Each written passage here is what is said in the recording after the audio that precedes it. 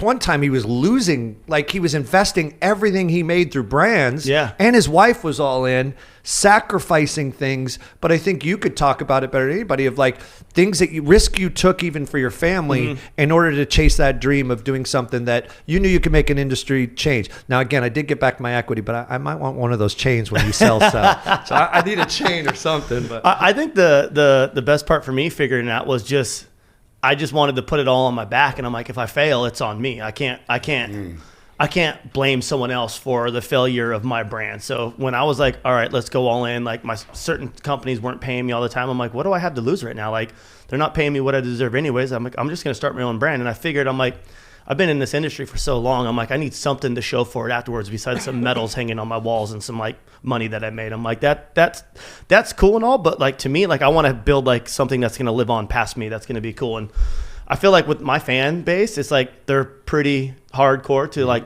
wherever I go, they go. Like if I'm posting about something, they're buying that, you know? So yeah, I'm the first one to support that comment. And the longest thing, like, or the hardest thing for me is like, I wanted to make stuff that I wanted to wear, where people were like, oh, that's not cool. I'm like, I didn't make this for you. Like, I made it for me. And if you want to buy it, cool. And if you don't, I don't care. Like, it's no sweat off my back. And for me, that's the funnest thing, is just starting something from scratch and seeing what you can do with it and trying selling it to like your fans and your friends, you know? So Steve, at the time when you first met all these guys, obviously you were already kind of established when you met Ryan. Ryan always talks about you having like the Avengers of action sports at the time. You had the who's who roster. He had everyone. Yeah, everyone that wasn't with him. Can you still name that? does. I think And at I know one you time, still well, no, do. I mean, like it's different now because we're Action so sports just diversified, meant which we more get back into. then, I feel, in a way, for the way agents were working with competitions like Well, X there Games was and in the whatnot. beginning. I had a real heyday, and I was just blessed to get the right guys and girls. But again, started in snow because that's the industry I came from. I was lucky enough to be in that industry on the marketing and brand side.